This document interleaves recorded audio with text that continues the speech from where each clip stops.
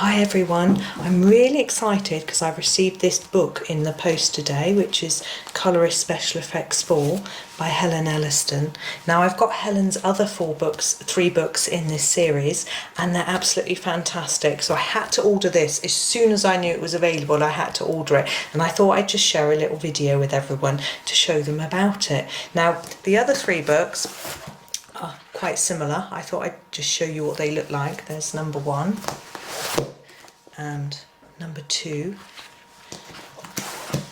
and number 3, and they cover all sorts of things like metallics and gemstones, hair, skin, lots of different foods and things like this, and backgrounds. And this book has similar things but obviously different, and it looks great fun. So I thought I'd just do a little flip through for you and tell you a bit about it.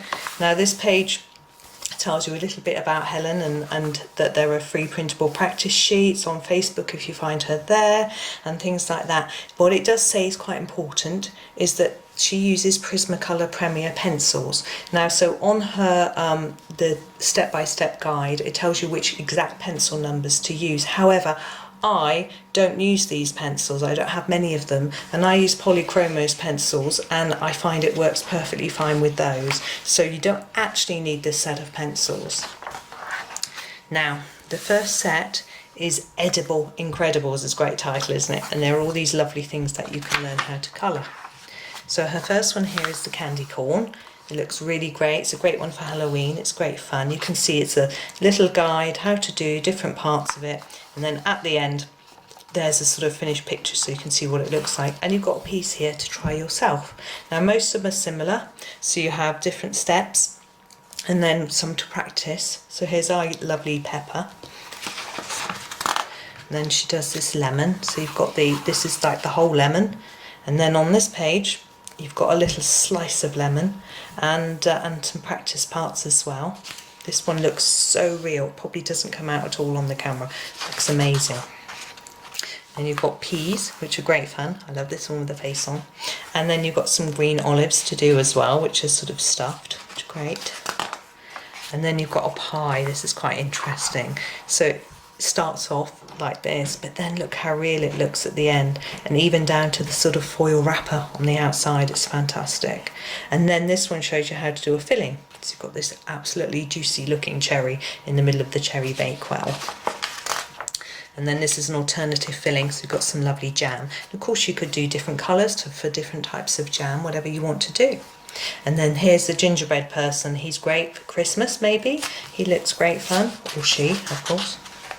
And then we've got our candy cane, another sort of Christmassy one, but it looks really shiny and lovely. It's a great one to do, and if you've got any Christmas colouring books, you'll have some candy canes, so it's a great one to find how to do. And the same with this Candy Swirl Sweet. There's often a lot of these in Christmas colouring books if you've got sort of sweetie pages. And this one, you get the sort of face on, and then you get the sort of sideways one, and the sort of on its side one, so you get different angles of sweet that you can have a go at and try out. And of course you could replace some of these red colours for different colours if you wanted different colour sweets. And then we've got mushrooms. These are great fun. So you've got this one from the side, it looks almost real, it's amazing. And then you've got one from the bottom, and a sort of slice through a mushroom as well. They look absolutely amazing. And if you've got a colouring book with sort of mushrooms toadstools in, then you could always use this to have a go and make something look really, really real. And now we've got back to sweets again. And these are the sugar-coated chocolate type sweets, different colours, and they look really shiny and yummy at the end. And this one is interesting. So it uses the sweets to a background. So you can have a sort of span. You could use it, do it like this on, have your picture in the middle or something like that. It looks like great fun to try. And this is a piece of toast. There's a couple of pages. It's quite a couple of steps, but look at that. It looks like I could just pick it up out of the page and eat it. It's absolutely amazing. And this one here, it literally looks a photograph of a piece of bread. And here it tells you how to do it. It's just wow, amazing. And then you've got this balsamic and olive oil dip. So to go with your bread, so you've got all your bits and pieces so that you can do the balsamic and then do the oil. and sort of do everything else, all the different steps, so you get to this sort of stage. You can see how it all comes together in this picture. This egg is actually from an earlier book and it looks absolutely fab. And then here's your practice page. You can practice all the different ones. I haven't done any yet, I've only just had the book, but I can't wait to have a go. In fact, I don't tend to use the practice pages. I usually just go into one of my colouring books and have a good old go. It's much more fun. And here is backgrounds. So we've got all sorts of different backgrounds. This is crumpled paper. It's absolutely amazing as a background for something. And then we've got a lace border. I think this looks great. Often in colouring books you get a round design and you get some page around it. You could use this to go around. I think it looks great. And the leather texture. This is really interesting. I'm not sure what I could use this for yet, but I think I might have a go at it. It looks just amazing. And this one, this is my favourite one, rainbow oil slick. Look at all these lovely shiny little bits of rainbow coloured and different colours. It's just wow, I think it's fab. And we have a weave pattern. This is quite different. So you've got different directions of weave, and then it's interesting because you look at it here, but once it's got these things in the foreground, they really stand out with this background behind. I think it looks great. And then you've got the spheres. Now there's this sort of convex and the concave spheres, which you can use. You could use a mix like she has here, or just choose one particular one, do one colour, a mix of colours, whatever you want to do. It's fantastic. And I love Helen's sense of humour. Here she's got a photograph of herself. You probably can't see it. It says, "My lockdown 2020 hair." It's great, great fun. Now this one is the 3D cube, and it looks absolutely fab with all these different colours and things there. I think it's amazing. And then she does one with hexagons, and these look so 3D. They look really great. Okay, and there's a few more geometric ideas, different colours and shapes, and here you can practice some of these different effects. And now we move on to nature. Now this first one is really great. It's a dandelion. It actually teaches you how to do the different shapes and then to make it, you know, look like this, so real. It's fantastic. Of course you need a coloured background behind the white. It looks really great. And then you've got your camellia. It's very, very pretty flower. And I think once you learn this technique, you could use all sorts of different colours and have a go. Now the squirrel. Now he's great because so many people find fur so difficult, and so you can go through all these different steps to work out exactly how to do the fur on the squirrel, and he looks fantastic by the end. So that will be one to have a go at. Here you've got a pine cone. These are quite complex shapes, so to get that effect is really fantastic. And a conker.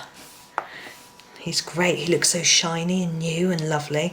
And this bit on the top, he looks fantastic. Even got the string through the middle. And this is one in its shell, which looks all new and fresh and shiny. I love it. And an acorn. This is amazing. It just looks so real, as if someone just picked it up off the floor and popped it on the page. I think it looks great. I'm going to have a go at this one. Might be the first one I do. Now, pine tree. Now, there's lots of steps to this, different colours, building up your dark colours. And when you turn over, you see it's explained how to use this as a sort of background. So you've got your ones in the foreground and then some paler ones in the background. It looks absolutely amazing. And there's some sorts of lots of instructions on how to set that all up so it looks really good. And here we have a few different ideas for doing feathers, which is great. So if you've got different birds to do, you can choose these different, whether you want something a bit more realistic or whether you want something that looks just a bit mystical and fun or bright. It's great. And another practice page to have a go. And now we've got a section called cool stuff. It's quite random bits and pieces, which is great fun. So this is called a crackle ring. You see, it's just different colours. It looks all shiny and fun. And this, I think, could just be used around anything that you want to just make a border around. It's really great. And here you have a pot. Now, normally if you have to colour flower pots, you might end up doing them all the same or not too sure. Here you go. Here's one that looks a little bit different with these sort of lines across. I think this is really cool. And glazed red mushrooms. These look very shiny, sparkly. Either it's just rained or something like that. I think they look really great. And a rosette. Now rosette's quite difficult to get all these different sort of textures between the different layers, but she's done it brilliantly. And look, there's only 8 steps and you've got it all done. It's amazing. And then ice cubes. Now these, you know, to do something that's see-through, but it just, you can see it, is just absolutely amazing. I think this looks fantastic. Now we have the spooky eyeball. This is a great fun picture, but look how great this sort of eyeball looks and all the bits around it and everything. And you could use this to do a normal eye, although there are eyes in her other books which might be better to follow. And there's a different type of eye here, still quite spooky. There's quite a few spooky things in here, which I think is great fun. And then we have a wax seal, something a little bit different. So you can see in the final picture, it looks all shiny and waxy. So, and you've got all the steps through on how to do that one.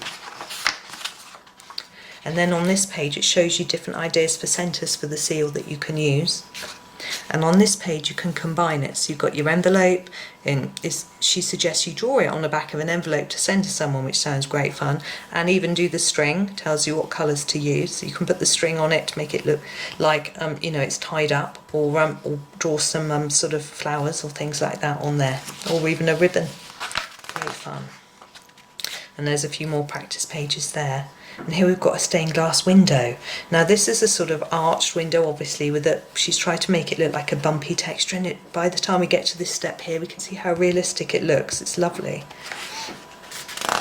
And then on this page, she does a different colour stained glass, the blue. And then here we have different textures for glass. So you have sort of the more sort of squarish one, a swirly one, and a bumpy one. So you can try these different textures out. And she's got a page here with an example, so you can try it out and see how you get on. And there's test pages for all the other bits and pieces too. And then we move on to mystical. And there's a lovely potion here. Look how gorgeous this is. So you just a few layers of different colour, and you end up with this absolutely amazing lightning potion. It looks fabulous.